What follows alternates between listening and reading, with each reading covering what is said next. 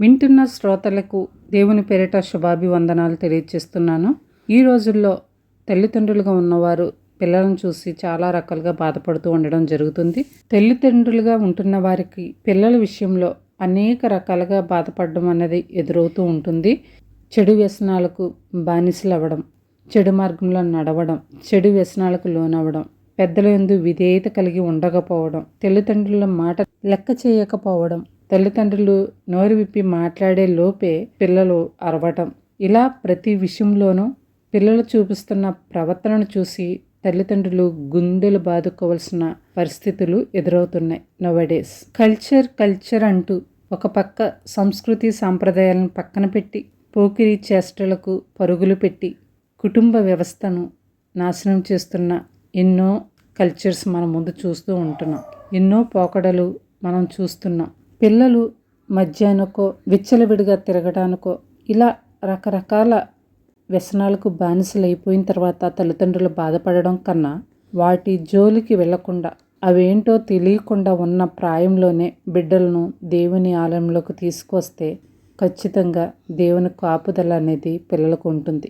చాలామంది తల్లిదండ్రులు పిల్లల్ని దేవాలయానికి తీసుకురాకుండా జస్ట్ ఒక ఫార్మాలిటీగా చర్చికి వస్తావా, దేవాలయానికి వస్తావా అని అడుగుతారు.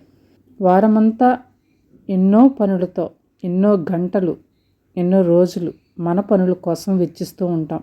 కానీ కేవలం ఒక్కరోజు, అది కూడా 2 గంటలు దేవుని సన్నిధిలో కేటాయించడానికి మన పిల్లలు మనము అంగీకరించలేం. మన పిల్లలు రానన్న వారిని గద్దించి హెచ్చరించి తీసుకువెళ్ళం. సరే నీ ఇష్టం ఇలా అంటూ ఉంటాం. తీరా వాళ్ళు పెద్దవాళ్ళై త్రోవ తప్పినప్పుడు అదే తల్లిదండ్రులు గుండెలు బాదుకొని ఏడుస్తూ ఉన్న సందర్భాలు ఎన్నో చూస్తున్నాం. ఒక్కసారి పరిశుద్ధ గ్రంథంలో హన్నాను జ్ఞాపకం చేసుకోండి. గొడ్రాలుగా ఉన్న ఆమె సమూయేలు పుట్టిన తర్వాత పాలు విడిచిన తర్వాత దేవుని సన్నిధిలో విడిచిపెట్టడం జరిగింది. ఎన్నో నిందల పడ్డ ఆ తల్లి తన దేవుని యొక్క విలువేమిటో తనకు తెలిసి ఆ సన్నిధిలోనే సమూయేలుని విడిచిపెట్టడం జరిగింది. చిన్న ప్రాయంలోనే ఆ దేవుని సన్నిధి ఎంతగా సమూయేలును ఆశీర్వదించిందంటే ప్రవక్తగా, రాజులనే అభిషేకించే ప్రవక్తగా మార్చేశాడు దేవుడు. మరి ఈ విషయం జ్ఞాపకం చేసుకున్న తర్వాత మీకేమనిపిస్తుంది? మన బిడ్డలు రానన్నా ఇంట్రెస్ట్ చూపకపోయినా తల్లిగా తండ్రిగా ఉన్న మీరు గద్దించో కోపపడో చివరకు శిక్షించైనా సరే దేవుని సన్నిధిలోకి తీసుకురండి. దేవుడే వారిని చూసుకుంటాడు. మీకు దేవునిపై నమ్మకం ఉంటే ఆమేన్ అని పలకండి. ఈ నా కొద్ది మాటలు మనందరి వినికిడిలో ప్రభు దీవించి ఆశీర్వదించును గాక. ఆమేన్.